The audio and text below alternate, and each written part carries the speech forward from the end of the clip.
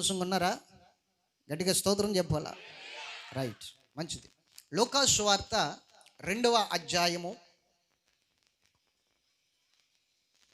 25, 26 వచనాలు మనం చదువుకుందాం. యెరూషలేమునందు సుమయోను అను ఒక మనుష్యుడుండెను. అతడు నీతిమంతుడును భక్తిపరుడునై ఉండి ఇజ్రాయేలీయుల యొక్క ఆదరణ కొరకు కనిపెట్టువాడు పరిశుద్ధాత్మ అతని మీద ఉండెను. అతడు ప్రభువు యొక్క క్రీస్తును చూడక మరణము పొందడని అతనికి పరిశుద్ధాత్మ చేత బయలుపరచబడి ఉండెను. ఆత్మవశుడై అతడు దేవాలయములోనికి వచ్చెను. గట్టిగా స్తోత్రం చెబుదామా? ఇంకొకసారి చెప్పాలి. దేవుని బిడ్డలారా, జాగ్రత్తగా విందాం దేవుని వాక్యము. దేవుడు మనతో మాట్లాడును గాక. మనందరితో దేవుడు మాట్లాడి మన హృదయాలు తెరిచి ఆయన వచ్చి పవలించును గాక. ఆమేన్.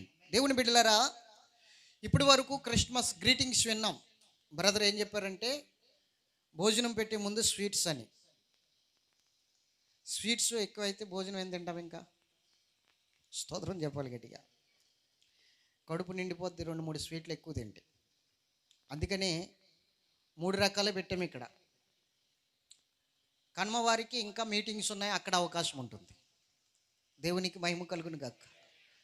ప్రతి ఒక్కరూ కూడా సమయాన్ని సద్వినియోగం చేసుకుంటే ఎవరికి ఎటువంటి ప్రాబ్లం ఉండదు.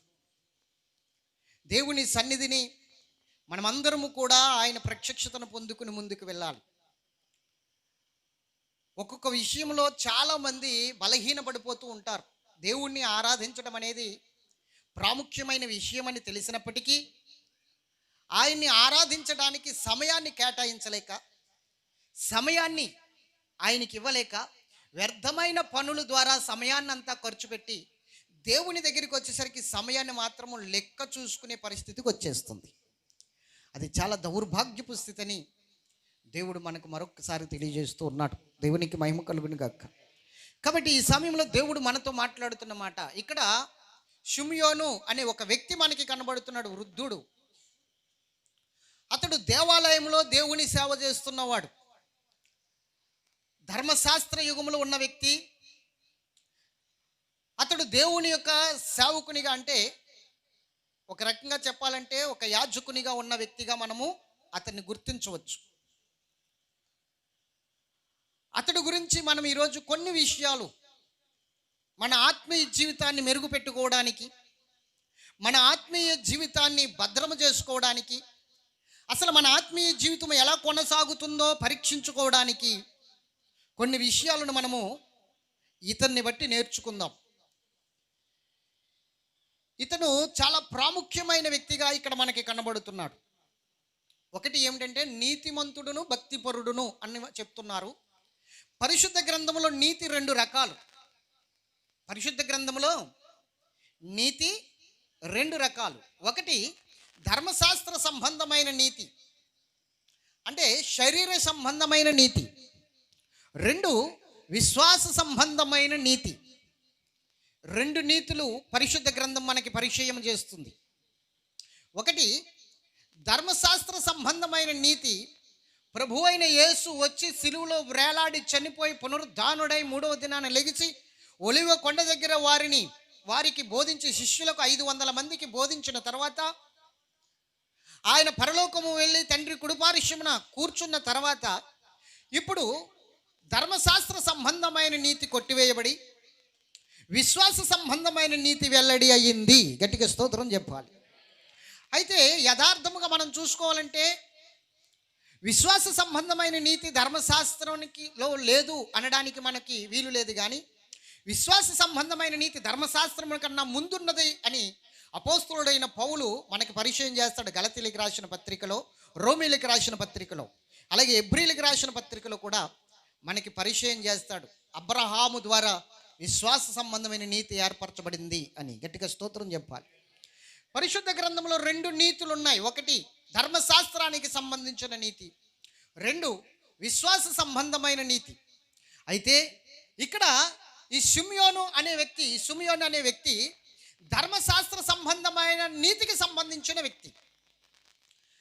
ధర్మశాస్త్ర సంబంధమైన నీతికి సంబంధించిన వ్యక్తి అయినప్పటికీ అతడికి ఒక విశ్వాసం ఉంది, అతనికి ఒక నిరీక్షణ ఉంది. ఏమిటి ఆ నిరీక్షణ అంటే, ఇజ్రాయేల్ ప్రజలకు రక్షకుడు జన్మించబోతున్నాడని ప్రవచనాల ద్వారా అతడికి తెలుసు, అతడు చదివిన గ్రంథాల ద్వారా అతనికి తెలుసు.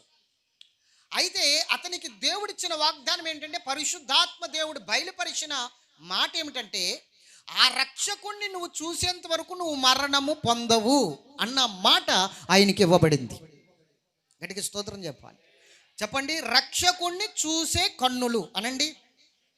ఈరోజు మన సబ్జెక్ట్ పేరు అది, రక్షకుణ్ణి చూసే కన్నులు. ఈరోజు మన సబ్జెక్ట్ అర్థమవుతుందమ్మా? ఎంతమందికి అర్థమవుతుంది? రక్షకుణ్ణి చూసే కన్నులు అంటే యేసుని చూసే కన్నులు. ఈ కన్నులు కలిగిన వారు ఖచ్చితముగా దేవుని యందు ఏ విధముగా నడుస్తారో, అలాంటి ప్రత్యక్షతలో నిలబడగలిగిన వారు ఏ విధముగా దేవుని సన్నిధిలో అభిషేకము పొందుకుని నిలబడతారో ఈరోజు దేవుడు మనతో మాట్లాడబోతున్నాడు. జాగ్రత్తగా విందాం. ఈరోజు యేసు ప్రభువును చూసేంత వరకు కూడా అతడు మరణము పొందడని పరిశుద్ధాత్మ దేవుడు చెప్పాడు. అయితే ఇతన్ని బట్టి మనము నేర్చుకోవలసిన 3 విషయాలు ఉన్నాయి. ఏమిటి ఆ 3 విషయాలంటే, జాగ్రత్తగా విందాం దేవుని వాక్యాన్ని. 1 చదువుదాం, చూడండి. 25వ వచనం కానీ మరొక్కసారి చదివి ఆ 3 విషయాలను మీకు బయలుపరుస్తాను.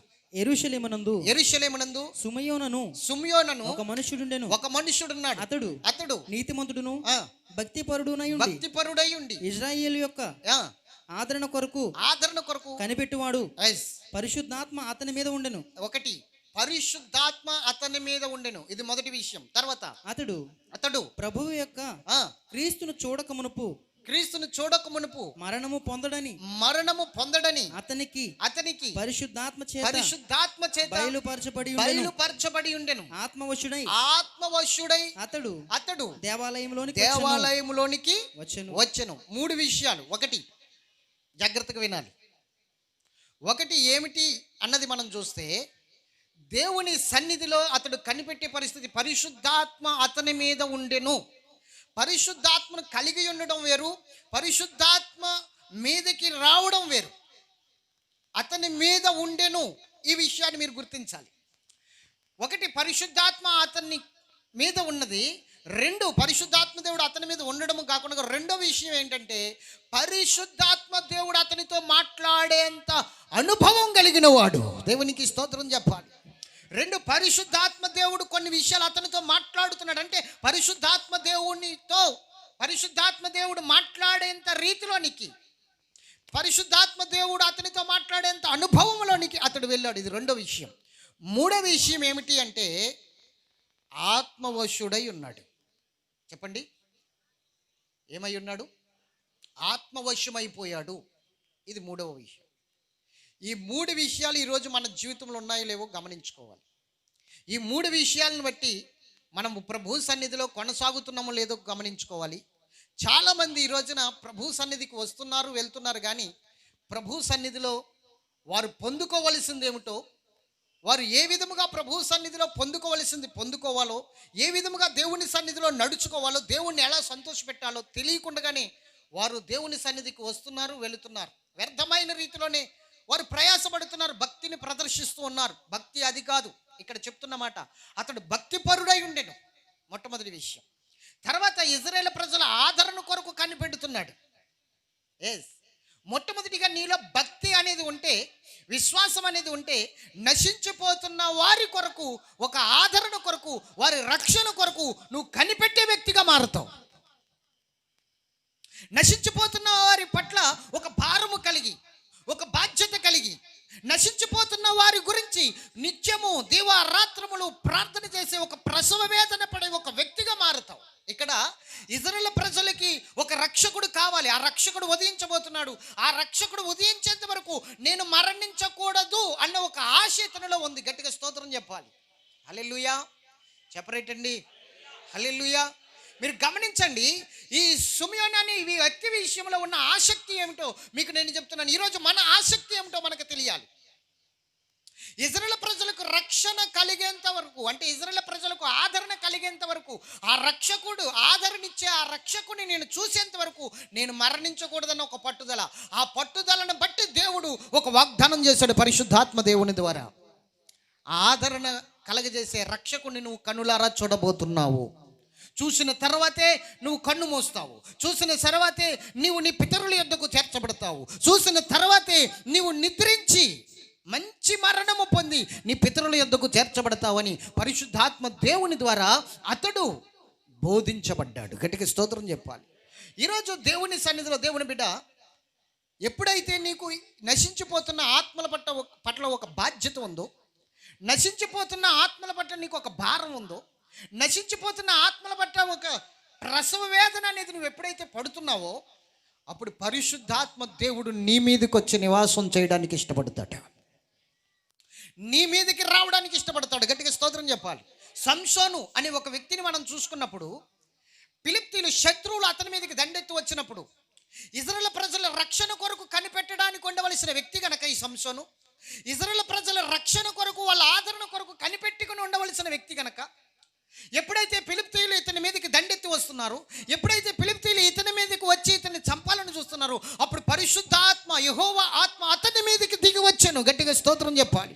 ఎప్పుడు ఆత్మ నీ మీదకి దిగి వస్తాడు అన్నది మనం చూస్తే, ఎప్పుడు ఆత్మ నీ మీదకి దిగి వచ్చే సందర్భాలు ఉంటాయి అంటే, ఎప్పుడైతే దేవుని బిడ్డల పట్ల, అంటే నశించిపోతున్న వారి పట్ల నువ్వు ఆసక్తి కలిగి వారి ఆదరణ కొరకు, వారి రక్షణ కొరకు కన్నీరు కార్చి ప్రార్థన చేస్తావో, పరిశుద్ధాత్మ దేవుడు నీ మీదకి దిగి రావడానికి ద్వారాలు తెరవబడతాయని దేవుడు మాట్లాడుతున్నాడు. పరిశుద్ధాత్మ దేవుడు నీ మీదకి ఎందుకు దిగి రావట్లేదు ఈ రోజున? దిగి వస్తాడండి అంటే వాస్తవంగా ఆయన దిగి వచ్చే సందర్భాలు పరిశుద్ధ గ్రంథంలో ఉన్నాయి.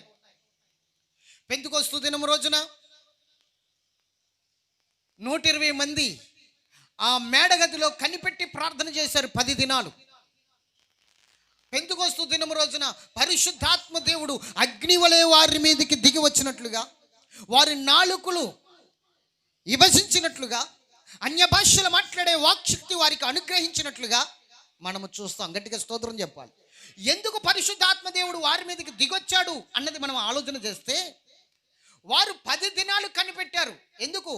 నశించిపోతున్న ఆత్మల కొరకు మేము బాధ్యత కలిగి ఉండాలి ప్రభా, మేము అభిషేకం పొందాలి ప్రభా, మేము ఆత్మతో నింపబడాలి ప్రభా, ఈ నశించిపోతున్న ఈ ఆత్మలకు మేము ఒక దారి చూపించే వారికి ఉండాలి, ఒక మాదిరిగా ఉండాలి, వారి కొరకు ఇదిగో మేము ప్రార్థన చేస్తున్నామని వారు 10 రోజులు ఆ మేడగదిలో కనిపెట్టి ప్రార్థన చేస్తే, వారి యొక్క రక్షణ కొరకు ఎదురు చూసిన ఆ సందర్భాన్ని బట్టి, వారు పడుతున్న ప్రసవ వేదన బట్టి పరిశుద్ధాత్మ దేవుడు దిగొచ్చేసాడు.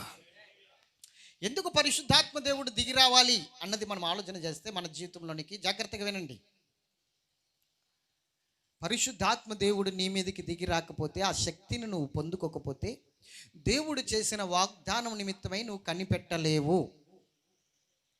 దేవుడు చేసిన వాగ్దానాన్ని పొందుకునేంత వరకు కూడా నువ్వు కనిపెట్టలేక నీ నిరీక్షణను విడిచిపెట్టి, నీ నిరీక్షణను కోల్పోయి, నీ విశ్వాసంలో నువ్వు భ్రష్టురాలుగా మారిపోయి, దేవునికి విరోధిగా మారిపోయి నిత్య పాతాళానికి వెళ్ళిపోయే ప్రమాదం ఉంది.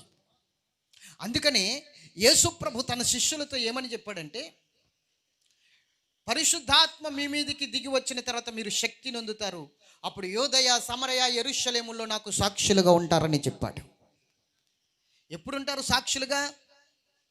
గెత్సేమనే తోటలో ఆయన పట్టుకున్నప్పుడు పారిపోయారండి వీళ్ళు.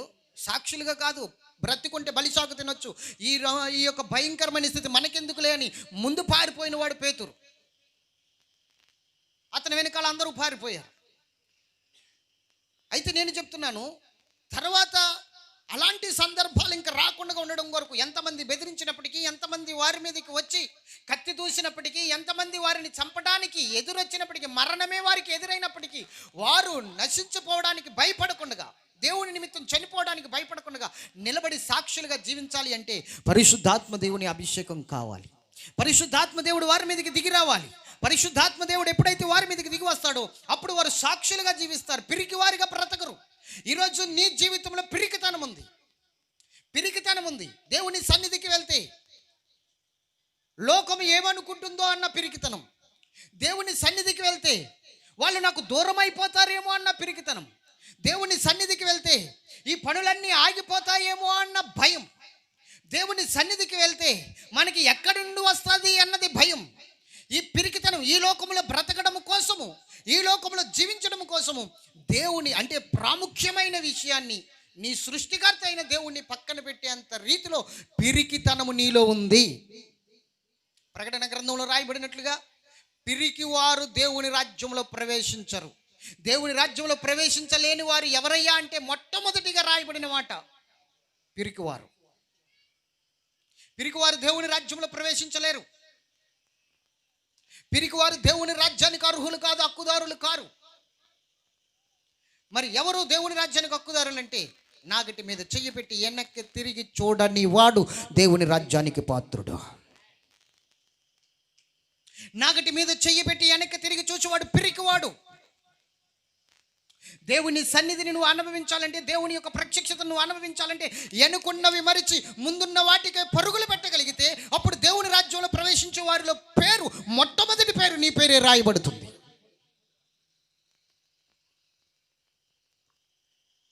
పిరికితనాన్ని చంపేది పరిశుద్ధాత్మ అభిషేకము. దేవుని కొరకు ఎలాంటి పరిస్థితుల్లో అయినా నిలబెట్టగలిగినది పరిశుద్ధాత్మ అభిషేకము. గట్టిగా స్తోత్రం చెప్పాలి. పరిశుద్ధ గ్రంథములు మనం చూసుకున్నట్లయితే ఎవరు కూడా దేవుని సన్నిధిలో అన్ని బాగున్నప్పుడు వచ్చి దేవుణ్ణి ఆరాధించిన వారు కారు, భక్తులు అనబడిన వారు. అవునా కదా? చెప్పాలి. మన ఆలోచన ఎలా ఉంటుందంటే, ఈ వారం కొన్ని పనులు ఉన్నాయి కదా, ఈ పనులన్నీ పూర్తి చేసుకుని వచ్చే వారం వెళ్దాం. ఈ వారం బంధువులు వస్తున్నారు కదా, బంధువుల్ని సంతోషపెట్టి వారిని చక్కబెట్టి సమయం ఉంటే వెళ్దాం, లేకపోతే వచ్చే వారం వెళ్దాం. లేకపోతే ఈ వారం ఈ పనులు, ఈ పరిస్థితి, ఈ విధంగా ఆ విధంగా అని కొన్ని వాయిదాలు వేసుకుని, దేవుని సన్నిధికి వెళ్ళే విషయంలో వాయిదాలు వేసుకుని మనం దేవుని సన్నిధిని కోల్పోతూ ఉన్నాం. అంటే అన్ని అనుకూలంగా ఉంటే దేవుని సన్నిధికి వెళ్ళి ఆరాధించే మనస్సు మంది. ఎందుకు అన్ని అనుకూలంగా ఉంటేనే దేవుని సన్నిధికి వెళ్తాం? కొంచెం బలహీనత వస్తే వెళ్ళలేం, కొన్ని సమస్యలుంటే వెళ్ళలేం. అవునా కదా? సమస్య ఉంటే నువ్వు దేవుని సన్నిధికి రాగలుగుతున్నావా? బలహీనత ఉంటే నువ్వు దేవుని సన్నిధికి రాగలుగుతున్నావా? ఎందుకు రాలేకపోతున్నావు అంటే అనుకూలించట్లేదు పరిస్థితులు. నాకు రావాలని ఉందండి, నేను దేవుని సన్నిధిలో కూర్చోవాలని ఉందండి, నేను దేవుణ్ణి ఆరాధించాలని ఉందండి, దేవుడు అంటే నాకు చాలా ఇష్టం, దేవుని సన్నిధికి రావడం అంటే ఇంకా ఇష్టం, కానీ పరిస్థితులు అనుకూలించట్లేదండి అని సాక్ష్యం చెప్తున్నాం. పరిస్థితులన్నీ నా చేయి దాటిపోనియండి, అందుకే రాలేకపోతున్నాను అంటున్నావు. కానీ పరిశుద్ధ గ్రంథంలో రాయబడిన భక్తుల గురించి మనం చూసుకున్నట్లయితే ఎవరు కూడా అనుకూలమైన పరిస్థితుల్లో వచ్చి ఆరాధించి దేవుని మహిమపరిచిన వారు కాదు. ప్రతికూలమైన పరిస్థితుల్లోనే దేవుని సన్నిధికి వచ్చి ఆరాధించి దేవుని మహిమపరిచిన వారు వాళ్ళంతా. అనుకూలముగా ఉన్నప్పుడు వస్తే గొప్ప కాదు, పరిస్థితులు అనుకూలించలేనప్పుడే నువ్వు దేవుని సన్నిధికి రాగలిగితే అప్పుడు పరిశుద్ధాత్మ దేవుడు నీ మీద ఉన్నట్లు, ఆయన నీలో పనిచేస్తున్నట్లు, ఆయన దేవుని సన్నిధికి పరిస్థితులు అనుకూలించకపోయినా ఆయన చెయ్యి పట్టి నడిపించుకు వచ్చినట్లు అర్థం. అక్కడ పరిశుద్ధాత్మ దేవుడు నీ మీదకి వచ్చినప్పుడు, పరిశుద్ధాత్మ దేవుడు నీలోనికి వచ్చినప్పుడు పరిస్థితులు అనుకూలించకపోయినప్పటికీ కూడా పరిస్థితులన్నిటినీ దాటుకుని రాగలిగే శక్తిని దేవుడిస్తాడు. పరిశుద్ధాత్మ దేవుడు ఉన్నప్పుడే. పరిశుద్ధాత్మ దేవుడు లేనప్పుడు ఈ లోకంలో ఉన్న వాటికే, పరిస్థితులకే తల వంచుతావు. ఇది వాస్తవం. పరిశుద్ధాత్మ దేవుడు వారి మీద లేడు గనక గెత్సేమనే తోటలో పరిస్థితులకు తల వంచి భయపడి వెనక్కి పారిపోయారండి. పరిశుద్ధాత్మ అభిషేకం పొందుకున్నారు గనక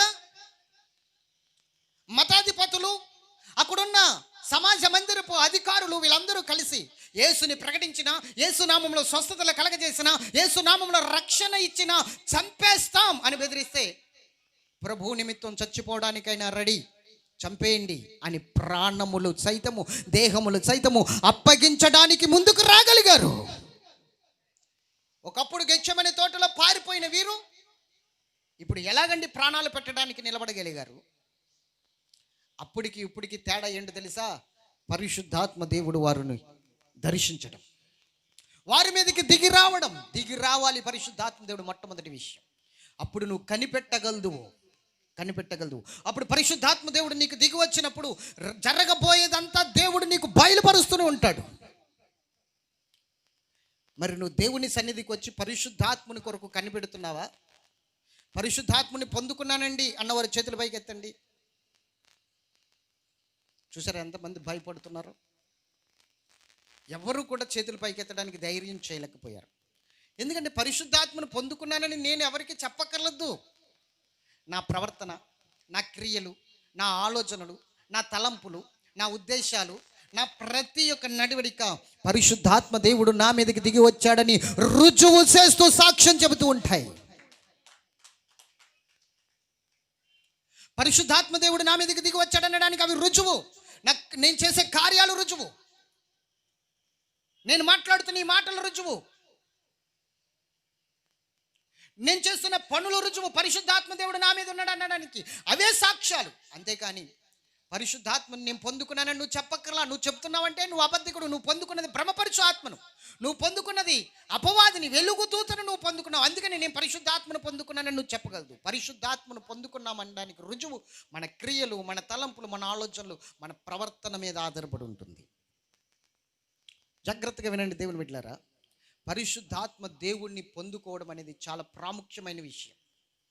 ఈరోజు దేవుని సన్నిధికి వెళ్తున్నావు కానీ పొందుకోలేకపోతున్నావు.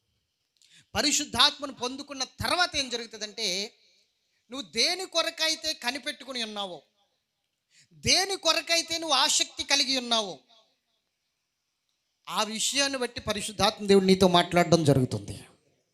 చెప్పాలి గట్టిగా. ఆ విషయాన్ని బట్టి పరిశుద్ధాత్మ దేవుడు నీతో మాట్లాడడం జరుగుతుంది. పరిశుద్ధాత్మ దేవుడు నీతో మాట్లాడినప్పుడు ఆ అనుభూతి వేరు, ఆనందం వేరు. నువ్వు దేని నిమిత్తమై కనిపెట్టుచున్నావో దాని నిమిత్తమై దేవుడు, పరిశుద్ధాత్మ దేవుడు నీతో మాట్లాడతాడు. ఉదాహరణకి, ఇశ్రాయేలు ప్రజల ఆదరణ కొరకు కనిపెట్టుచున్న వ్యక్తి ఎవరు? షిమ్యోను. అవునా కదా? ఎవరి కొరకు కనిపెడుతున్నాడు? ఇశ్రాయేలుకు కలుగు ఆదరణ ఏమిటి? మెస్సియా. అవునా కదా? ఆదరణ ఎవరు ఇవ్వగలరు? ఇప్పుడు యేసు. కనిపెట్టి ప్రార్థన చేస్తున్నాడు. ప్రవచనాలు నెరవేర్పు కావాలి ప్రభువా. అదిగో యెషయా ప్రవచించాడు, ఇర్మియా ప్రవచించాడు, జకరియా ప్రవచించాడు, జపన్యా ప్రవచించాడు. ఇదిగో అక్కడున్న ప్రవక్తలందరూ కూడా ప్రవచించారు. ఆదాము మొదలుకొని అనోకు వరకు ప్రవచించారు. ఆ ప్రవచనాలు నెరవేర్పు రావాలి. ఆ ప్రవచనాలు ఇప్పుడు నేను చూడాలి. ఆ ప్రవచనాలు నెరవేర్పు నేను చూడాలి. ఇశ్రాయేలు ఆదరణ కొరకు కనిపెడుతున్నానని ప్రార్థన చేశాడు. గట్టిగా స్తోత్రం చెప్పాలి. చెప్పండి, ఎవరికైనా సరే ప్రవచనాలు ఎప్పటికి నెరవేరుతాయి? ఎవరికైనా తెలుసా? ఎవరికైనా తెలుసా? చెప్పాలి, మాట్లాడరేటండి. ప్రవచనాలు నెరవేర్పు పలానప్పుడు జరుగుతుందని ఎవరికైనా చెప్పగలదురా? ఎవరైనా చెప్పగలదురా? కొన్ని వందల సంవత్సరాలు ప్రవచించారు యేసుక్రీస్తు పుట్టుక గురించి. యేసుక్రీస్తు పుట్టుక గురించి కొన్ని వందల సంవత్సరాల క్రితం ప్రవచించారు. కానీ వాళ్ళకే తెలియదు ఇవి ఎప్పుడు నెరవేరుతాయో. ప్రవచించిన వారికి కూడా తెలియదు ఎప్పుడు నెరవేరుతాయో. ఇక్కడ ఏ పట్టుదలతో ప్రార్థన చేస్తున్నాడు తెలుసా? ఇశ్రాయేలు ప్రజలకు ఆదరణ కావాలి. ఇదిగో ప్రవచించి 100 సంవత్సరాలు అయింది ప్రభువా, ఆ ప్రవచనాలు నెరవేరాలి ప్రభువా, అది నేను చూడాలి ప్రభువా అన్నట్లుగా ఇతడు ప్రార్థన చేశాడు. కాబట్టి ఆ ప్రార్థనకు ఫలితముగా పరిశుద్ధాత్మ దేవుడు మాట్లాడుతున్నాడు. ఇదిగో నువ్వు భక్తిపరుడువు, నీతిమంతుడవు, అంతేకాదు నా ఆత్మను నీ మీదకి పంపి ఉన్నాను గనక ఇప్పుడు నువ్వు దేని కొరకైతే కనిపెట్టుచున్నావో ఆదరణ చూసేంత వరకు నీవు చనిపోవు. అంటే నీ దినములలోనే ఆ ప్రవచనాలు నిన్ను నెరవేర్చేస్తానని దేవుడు ఒక అద్భుతమైన ప్రవచనాన్ని మరలా విడుదల చేశాడు. అంటే నీకు చూడాలని ఉంటే, ప్రభువుని చూడాలని ఉంటే, ప్రభువుని దర్శించాలని ఉంటే నువ్వు మొట్టమొదటిగా చేయవలసిన పని ఏంటో తెలుసా? నీ పనులన్నీ చేసుకుని దేవుని సన్నిధికి రావడం కాదు, అనుకూలంగా ఉంటే దేవుని సన్నిధికి వచ్చి కూర్చోవడం కాదు, ప్రతికూలమైన పరిస్థితుల్లో కూడా నువ్వు దేవుని సన్నిధికి రాగలిగే పరిస్థితి అంటే ఆత్మ సంబంధమైన శక్తితో నింపబడి రావాలి. పరిశుద్ధాత్మ గురించే చాలా మందికి తెలియదు ఈ రోజున. పరిశుద్ధాత్ముడి గురించే తెలియకుండానే దేవుని సన్నిధికి వెళ్ళిపోతున్నారు ఈ రోజున. ఆత్మానుభవం లేదు, ప్రార్థనా శక్తి లేదు. జాగ్రత్తగా వినండి దేవుని బిడ్డలారా, దేవుడు మాట్లాడుతున్న మాటలు. ఎప్పుడైతే ఆ ఇశ్రాయేలు ప్రజల ఆదరణ కొరకు కనిపెడుతున్నాడో, ఒక టార్గెట్ పెట్టుకున్నాడు. అక్కడ తనకంటూ ఒక టార్గెట్ పెట్టుకుని, ఇదిగో ఇది నా లక్ష్యం, ఈ లక్ష్యం పూర్తవుతేనే కానీ నేను నా పితరుల యొద్దకు చేర్చబడకూడదు. మరి నువ్వు ఈరోజు పెట్టుకోవలసిన లక్ష్యం ఏమిటో తెలుసా? ఇంతమందిని నేను రక్షించాలి, ఇంతమందిని ప్రభు సన్నిధికి నడిపించాలి. ఇంతమంది 100 మందిని పెట్టుకో, లేకపోతే 200 మందిని పెట్టుకో, లేదంటే ఒక 50 మందిని పెట్టుకో. నేను చనిపోయేలోగా ఇదిగో 50 మంది, ఆ 50 మంది పేర్లు కూడా ప్రభువుకి చెప్పు. అర్థమవుతుందా నీకు? ఆ 50 మంది పేర్లు కూడా ప్రభువుకు చెప్పు. ఆ 50 మందిని ప్రభువుకు చూపించు. ఇదిగో ప్రభా, వీళ్ళు వీళ్ళు వీళ్ళు ఈ 50 మందిని నేను రక్షణలోనికి నడిపించాలి, ఇది నా లక్ష్యము. ఈ లక్ష్యము పూర్తయ్యేంత వరకు నేను నా పితరుల యొద్దకు చేరకూడదు ప్రభువా, అదే నా లక్ష్యము అని నువ్వు ఎప్పుడైతే ఒక టార్గెట్ పెట్టుకుంటావో, ఎప్పుడైతే ఆ 50 మంది రక్షణ కొరకు, ఇజ్రాయేల్ ప్రజల యొక్క ఆదరణ కొరకు అతడు ఎలా కనిపెట్టాడు, ఈ 50 మంది లక్ష్యం కొరకు, నీ లక్ష్యం అదే కదా, నీ టార్గెట్ 50 మందే కదా, ఆ 50 మంది కొరకు, రక్షణ కొరకు నువ్వు ఎప్పుడైతే ఎదురు చూస్తూ కనిపెడుతూ ప్రార్థన చేస్తూ ఉంటావో, పరిశుద్ధాత్మ దేవుడు నీతో మాట్లాడతాడు. ఏమని తెలుసా? ఆ 50 మంది రక్షణ చూసేంత వరకు నీవు నీ పితరుల యొద్దకు వెళ్ళవు. స్తోత్రం చెప్పాలి గట్టిగా, హల్లెలూయా. జాగ్రత్తగా వినాలి ఆ వాగ్దానం. అంటే పరిశుద్ధాత్మ దేవుడు నీతో మాట్లాడతాడు. మొట్టమొదటి అనుభవం ఏమిటో తెలుసా? ఒక టార్గెట్ నువ్వు పెట్టుకోవాలి. ఇంతమందిని నేను రక్షించాలి నేను చచ్చిపోయేలాగా. ఇదిగో వాళ్ళు ఇరుగు అని పేర్లతో సహా దేవుడికి లిస్ట్ అందించాయి. వీళ్ళు ప్రభా, వీళ్ళు చాలా భయంకరమైన విగ్రహారాధికులు, వీళ్ళు దేవుడు అంటే తెలియని వారు, వీళ్ళు చాలా కఠిన హృదయం కలిగిన వారు. ఇదిగో వీళ్ళ కోసం నేను ప్రార్థన చేస్తున్నాను, వీళ్ళే నాకు స్థితి, వీళ్ళని రక్షించడమే నా లక్ష్యం. ఇంక రెండో ప్రార్థన చేయకు, నీ అవసరాల గురించి చేయకు, నీ పరిస్థితుల గురించి చేయకు, అలాగే ఇంకొకరి గురించి చేయకు. గట్టిగా స్తోత్రం చెప్పాలి. నీవు వాళ్ళ రక్షణ పొందేంత వరకు చేయవలసిన ప్రార్థన వాళ్ళ గురించి. ఎప్పుడైతే ఈ ప్రార్థన నువ్వు చేస్తావో నీ అవసరాలన్నీ తీర్చబడతాయి ఒక పక్క నుండి, నీ పరిస్థితులన్నీ మారిపోతాయి ఒక పక్క నుండి, అన్ని ప్రతికూలముగా ఉన్న పరిస్థితులన్నీ అనుకూలముగా మారిపోతాయి. మెట్టలు గుట్టలు కలిగిన స్థలములు సమభూమిగా మారిపోతాయి. ఎర్ర సముద్రం అడ్డొచ్చినా నీవు పెట్టుకున్న టార్గెట్ ముందు, నువ్వు పెట్టుకున్న లక్ష్యము ముందు ఆ ఎర్ర సముద్రం కూడా నిలబడలేదు. వెనుక శత్రు సమూహము తరుముతున్నప్పటికీ నువ్వు పెట్టుకున్న లక్ష్యము ముందు ఆ శత్రు సమూహము కూడా నిలబడలేదు. వారు కూడా నాశనం అయిపోతారని దేవుడు మాట్లాడుతున్నాడు. నువ్వు ఒక లక్ష్యము పెట్టుకుని ముందుకు వెళితే నీకు విరోధముగా రూపించబడిన ఏ ఆయుధము వర్ధిల్లదు అని దేవుడు మాట్లాడుతున్నాడు. మరి ఎందుకు అన్ని పరిస్థితులు నీకు వ్యతిరేకంగా వస్తున్నాయి? ఎందుకు అన్ని పరిస్థితులు నీకు అనుకూలంగా మారట్లేదు అంటే కారణం ఒక్కటే, నీకు ఒక లక్ష్యం లేదు క్రైస్తవ జీవితంలో, నీకు ఒక టార్గెట్ లేదు క్రైస్తవ జీవితంలో, నీకంటూ ఒక గురి లేదు క్రైస్తవ జీవితంలో, గురి యొద్దకు పరిగెట్టాలన్న ఒక ఆలోచన లేదు క్రైస్తవ జీవితంలో. అందుకని నీవు ముందుకు వెళ్ళలేకపోతున్నావు, వెనక్కి వెళ్ళలేకపోతున్నావు, మధ్యలోనే స్టక్ అయిపోతున్నావు. ఒక గురి పెట్టుకోవాలి. గురి యొద్దకే పరిగెత్తుచున్నానన్న ఒక గురి ఉండాలి క్రైస్తవునికి, ఒక లక్ష్యం ఉండాలి. ఆ లక్ష్యం లేకుండా నువ్వు దేవుని సన్నిధిలో ఎలాగ పోరాడగలవు? మీకు బాగా అర్థం అవడానికి ఒక మాట చెప్తాను. నీ చిరకాల కోరిక ఏంటంటే సొంత ఇల్లు కట్టుకోవాలి, అవునా కదా? మరి దాని గురించి పోరాడతావా లేదా? నువ్వు ఏదో రకంగా కట్టాలంటే నీ లక్ష్యం అది, అవునా కదా? నీ గురి అది. ఏదో రకంగా సొంత ఇల్లు కట్టుకోవాలి, ఏదో రకంగా సొంత ఇంటిలో ప్రవేశించాలి. దాని గురించి ఎంత పోరాడతావు? నువ్వు పోరాడతావా లేదా?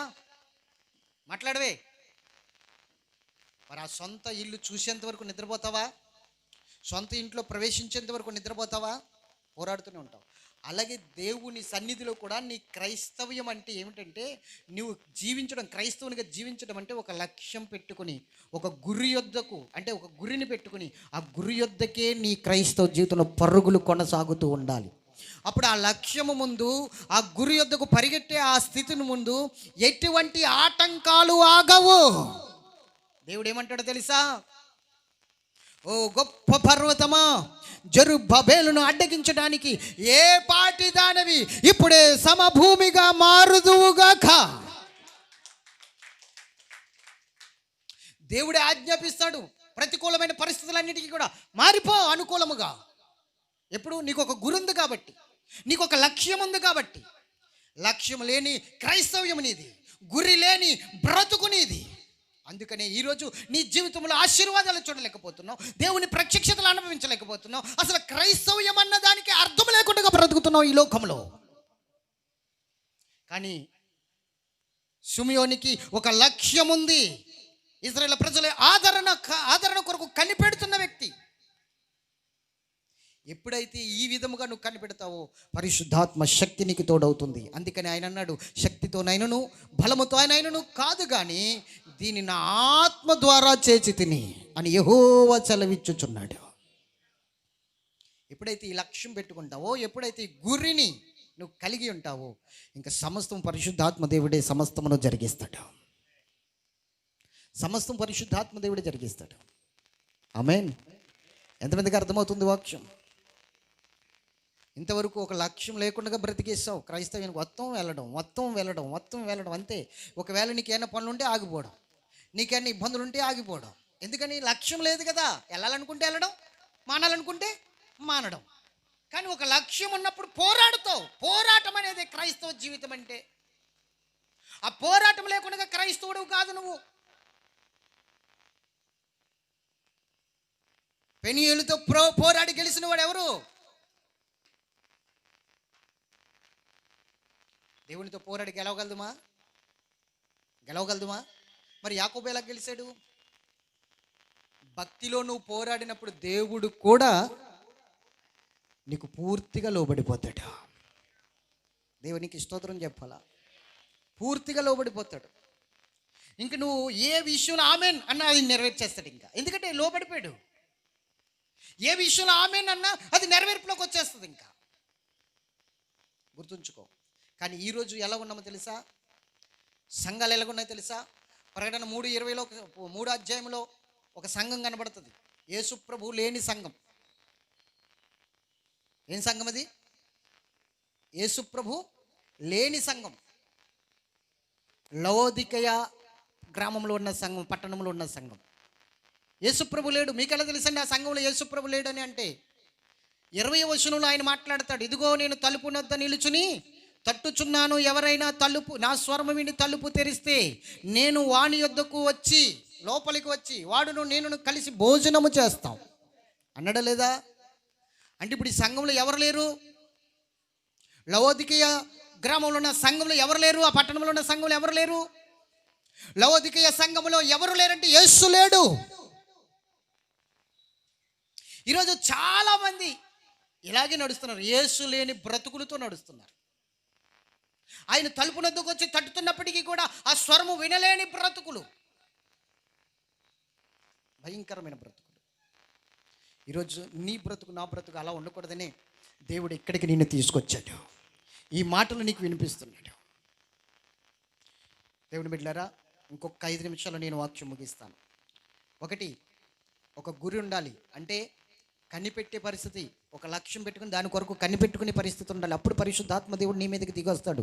ఆ తర్వాత ఏం జరుగుతుందంటే పరిశుద్ధాత్మ దేవుడు నీతో మాట్లాడతాడు. నువ్వు పెట్టుకున్న గురి కోసము, నువ్వు చేస్తున్న ఆ లక్ష్యం కొరకు నీకుతో మాట్లాడడం మొదలు పెడతాడు పరిశుద్ధాత్మ దేవుడు. ఆ అనుభవంలోనికి వస్తావు. 2, 3 ఏమిటి అంటే ఆత్మవశుడుగా మారిపోతావు. ఇంకా లోక సంబంధమైన స్థితి ఉండదు. ఆయనకు పూర్తిగా వశమైపోతావు అన్నమాట. ప్రాణాత్మ దేహములతో పూర్తిగా ఆయనకు లొంగిపోతావు. ఇంకా తిండి మీద ఉండదు. ఆ లక్ష్యం పూర్తయ్యేంత వరకు అన్నపానములు మర్చిపోయి మోషే 40 దినములు పగలు రాత్రులు ఏ విధంగా అయితే ఆ సీనాయి పర్వతం మీద ప్రభువుతో గడిపాడో అదే జీవితం దేవుడు నీకు కలగజేస్తాడు. ఇంకా పూర్తిగా ఆయన వశమైపోతావు. ఆయన వశమైపోతే ఇంకా ఆకలి ఉండదు, దప్పిక ఉండదు. అన్నపానములు మరిచి ఆయనతో గడిపే బ్రతుకు వస్తుంది. ఎప్పుడైతే అన్నపానములు మరిచి ఆయనతో గడిపే బ్రతుకు వస్తుందో ఆయనను చూసే కన్నులు వస్తాయి. దేవునికి స్తోత్రం చెప్పాలా? రక్షణను చూసే కన్నులు వస్తాయి. ప్రభు అయిన యేసును చూసే కన్నులు వస్తాయి. ఆయన చూసే కన్నులు నీకు కావాలి. ఎప్పుడైతే ఆత్మవశుడిగా మారతావో ఇంకా ఆయన చూసే కన్ను, ఆయన చూసిన కన్నులు ఇంకా లోకాన్ని చూడవు. ఆయన చూసిన కన్నులు ఇంకా లోకాన్ని చూడడానికి ఇష్టపడవు. లోకంలో ఉన్న దాన్ని ప్రేమించడానికి ఇష్టపడవు. బ్రతుకుడు క్రీస్తే సావు అయితే లాభం అన్న సాక్ష్యాన్ని పొందేసుకుంటావు. లోకంలో ఉన్నదంతయు నాకు పెంటతో సమానమన్న ఒక మాట నువ్వు నీ నోటితో చెప్పేస్తావు.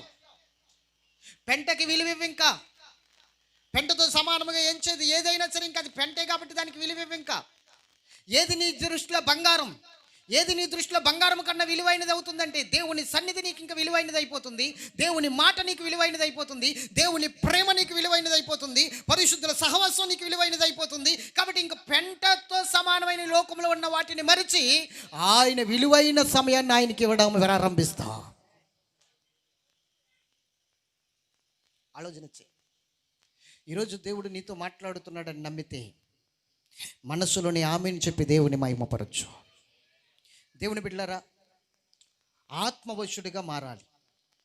ఈరోజు ప్రవచనాలు ఎప్పుడు నెరవేరుతాయో తెలియనప్పటికీ దేవుడు చూడండి, అతనుకున్న భక్తిని బట్టి, అతనుకున్న విశ్వాసాన్ని బట్టి, అతనుకున్న టార్గెట్ని బట్టి, అతనుకున్న ఆ యొక్క ప్రత్యేకమైన నడుపుదలను బట్టి దేవుడు నువ్వు చూస్తావు, ఖచ్చితంగా చూసే మరణిస్తావు అని చెప్పాడు. నువ్వు పెట్టుకున్న టార్గెట్ని బట్టి కూడా దేవుడు నీతో అలా మాట్లాడును గాక. నీతో మాట్లాడి నువ్వు కనిపెట్టుచున్నది నీ దగ్గరికి దేవుడు తీసుకొచ్చును గాక. ఒకసారి ఆలోచన చేయి. ఆయన మాట ఏ విధముగా చలవిచ్చాడో, ఏ విధముగా నడిపిస్తున్నాడో, ఏ విధముగా ఆయన దర్శిస్తున్నాడో, ఈరోజు నీ పరిస్థితి ఎలా ఉందో ఒకసారి ఆలోచన చేయమని దేవుడు మాట్లాడుతున్నాడు. ఇంకొక మాట నేను చెప్పి ముగించేస్తాను. ఎప్పుడైతే ఇలాంటి ఒక టార్గెట్ పెట్టుకుని, అంటే ఒక గురి పెట్టుకుని ఆ గురి వద్దకి పరిగెట్టడం అనేది నువ్వు కొనసాగిస్తావో, ఒక లక్ష్యం అనేది నువ్వు పెట్టుకుంటావో, 50 మంది 100 మంది 200 మంది నీ ఇష్టం, నీ స్తోమతను బట్టి, నీ సామర్థ్యమును బట్టి నువ్వు పెట్టుకో. ఎవరి సామర్థ్యమును బట్టి వారు నడిపించబడాలి. దేవుడే నడిపిస్తాడు. ఎప్పుడైతే ఈ 50 మంది అనేది మనం పెట్టుకున్నాం కదా ఫస్ట్ నుంచి, 50 మంది ఎప్పుడైతే రక్షించబడతారో, ఆ 50 మంది హృదయంలోనికి ఎప్పుడైతే దేవుడు వస్తాడో, రక్షణ వస్తాడో, వారిలోనికి వచ్చిన యేసును నువ్వు కల్లారా చూస్తావు. కల్లారా చూస్తావు. దేవునికి మహిమ కలుగును గాక. హల్లెలూయా చెప్పాలి ఇంకొకసారి. ఈరోజు దేవుని సన్నిధిలో ఏదో నామకార్థంగా వచ్చి వెళ్ళిపోయేవారుగా కాకుండా, ఈ 2020 డిసెంబర్ నెలలో 9వ తారీఖుని క్రిస్మస్లో దేవుడు మాట్లాడిన మాట నిన్ను తాకి, ఒక్కొక్కరు ఒక్కొక్క 50 మందిని పెట్టుకోండి. ఎందుకంటే వాక్యం ఏం చెప్తుందో తెలుసా? నా నామములో ఒంటరైన వాడు 1000 మంది అగును అన్నాడు. 1000 మంది కాదు, 50 మందిని పెట్టుకోమని చెప్తున్నాను నేను సింపుల్గా. ఒక్కొక్కరు ఒక్కొక్క 50 మందిని. మీకు తెలుసు ఆ 50 మంది ఎవరో దేవుడు ప్రేరేపిస్తాడు. ఇప్పుడే వాళ్ళ పేర్లతో సహా దేవుడు మిమ్మల్ని ప్రేరేపిస్తాడు. వారి రూపములు మీ కళ్ళ ముందు కదలాడేటట్లు చేస్తాడు ఇప్పుడు పరిశుద్ధాత్మ దేవుడు. అడగండి, ఎవరు ప్రభా 50 మంది అని అడిగి కళ్ళు మూసుకుని ఒక్కసారి ప్రభు వైపు చూడండి. ఆ 50 మంది స్వరూపాలు మీ ముందుకు వచ్చి నిలబడతాయి. ఖచ్చితంగా వారి రక్షణ కొరకు భారం నీ మీద మోపబడిందని నీకు అర్థమవుతుంది. అప్పుడు వారి కొరకు ప్రార్థన చేయాలి. వారు నీ ప్రాంతస్తులు కావచ్చు, లేకపోతే నీ పొరుగు వారు కావచ్చు, లేకపోతే ఇంకొక ప్రాంతస్తులు కావచ్చు, ఎవరైనప్పటికీ దేవుడు నీకు చూపిస్తాడు, ఖచ్చితంగా చూపిస్తాడు. ఆ టార్గెట్ పెట్టుకో, వారి కొరకు ప్రయాసపడు, కనిపెట్టు, ప్రార్థన చేయి. కనిపెట్టి ప్రార్థన చేసినప్పుడు పరిశుద్ధాత్మ దేవుడు నీ మీదకి దిగిన తర్వాత అప్పుడు మొదలవుతుంది అసలైన యుద్ధం. ఈ సిమియోను అనే వ్యక్తి రక్షకుని చూసిన తర్వాత ఏ విధముగా సంతోషిస్తున్నాడో, ఆ సంతోషము నీ గమ్యాన్ని నువ్వు చేరుకున్నప్పుడు నీకు కలుగుతుంది. చూద్దాం అతడు ఏ విధముగా సంతోషిస్తున్నాడో. 31 వచనాల కాడి నుంచి మనం చదువుదాం. 2వ అధ్యాయం 31 కాడి నుంచి. నాదా చదువు నాన్న, మాకు చదువు తీయలేదా? నాదా ఇప్పుడు నీ మాట చెప్పున సమాధానముతో నీ దాసుని పోనిచ్చుచున్నావు. ఏమిటి ఆ మాట చెప్పున? దేవుడిచ్చిన మాట ఏంటి? ఇప్పుడు సమాధానముగా పోవడం ఏమిటి? రక్షకుని చూసేంత వరకు నువ్వు చనిపోవు. అంటే రక్షణ చూసేంత వరకు చనిపోడు. ఒకవేళ రక్షణ చూడకుండా చనిపోతే సమాధానం ఉందా అతనికి? అతని ఆత్మకు సమాధానం ఉంటుందా? నెమ్మది ఉంటుందా? లేదు. అందుకని ఇక్కడ ఎంత సంతోషిస్తూ ఈ మాటలు చెప్తున్నాడు చూడు. ఆ పశుబాలుడిగా ఉన్న యేసయ్యను ఒళ్ళో పెట్టుకుని, ఆ పశుబాలుడిగా ఉన్న యేసయ్యను అతని చేతుల్లోనికి తీసుకుని, ఆ పశుబాలుణ్ణి ముద్దాడుతూ ఆ పశుబాలుడిగా ఉన్న యేసయ్యను ఆరాధిస్తూ ఒకటే మాట అంటున్నాడు. ఇలా రెండు చేతుల్లో పెట్టుకుని యేసయ్యను, బాలుడిగా ఉన్న యేసయ్యను ఇలా రెండు చేతుల్లో పెట్టుకుని అంటున్నాడు, నాదా నీవిచ్చిన మాట చొప్పున నన్ను సమాధానముగా పోనిచ్చుచున్నావు. గట్టిగా చప్పట్లు కొడదామా? ఈరోజు ఇలాంటి మాట ప్రభువుతో చెప్పి సమాధానముగా పోయే రోజు మనకి రావాలి. ఏంటండి మాట్లాడరు?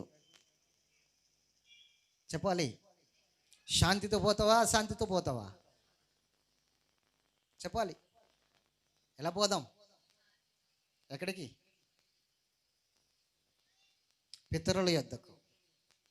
మరి ఎలా ఉంది మన జీవితం ఇప్పుడు? సమాధానముగానే పోయే పరిస్థితిలాగా ఉందా?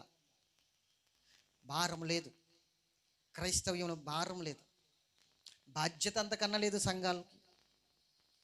దైవజనుడు వస్తున్నాడు వెళ్తున్నాడు ఆయనే చూసుకుంటాడులే అన్న భారహీనమైన స్థితి అస్సలు ఏ విధముగా కూడా భారము కలిగి లేదు సంఘం. ఏ సంఘము లేదండి, ఏ సంఘము లేదు. ఆ కొంచెంపే దేవుని సన్నిధిలో ఉన్నని చెప్పి రగిలించబడుతున్నాం, ఇంటికి వెళ్ళిన తర్వాత చల్లారిపోతున్నాం. ఆ కొంచెంపు రగిలించబడేది ఇంటికి వెళ్ళిన తర్వాత చల్లారిపోయేది పరిశుద్ధాత్మ అడుగుదల ఎలాగైంది?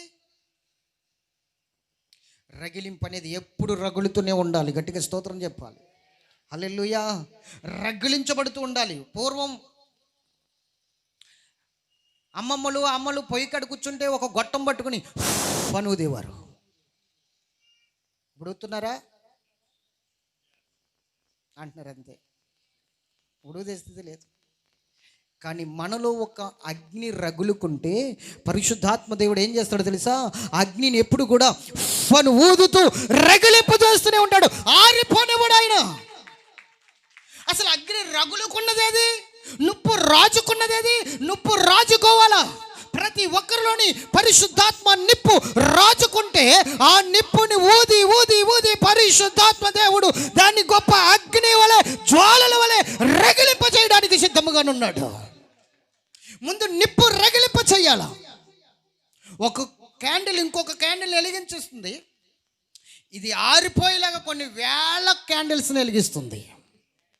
మరి నీ జీవితం సగం అయిపోయింది, సగం కరిగిపోయింది. కనుమ సగమైన సద్వినియోగం చేసుకోమని దేవుడు మాట్లాడుతున్నాడు. ఈరోజు దేవుని సన్నిధిలో విన్న వాక్యాన్ని బట్టి ఈ సుమియోనులాగా ఒక గమ్యాన్ని మనం చేరుకోవాలి, ఒక లక్ష్యం మనము పెట్టుకోవాలి. ఈరోజు క్రిస్మస్ సందేశం అదే. ఎవరైతే ఈ విధముగా ఒక లక్ష్యము పెట్టుకుని ఉంటారో, బాలుడైన యేసయ్యను చూసిన ఆ సుమియోను ఎంత సంతోషించాడో, ఈరోజు అదే సంతోషముతో ఆయన దర్శించిన రీతికి ఇక్కడి నుంచి మీరు తిరిగి వెళ్ళబోతున్నారు. ఎంతమందికి అర్థమైంది దేవుని వాక్యం? అర్థం కాలే కనుమ వారికి? అర్థమైతే లేచి నిలబడండి, దేవుడిని స్తుతిద్దాం.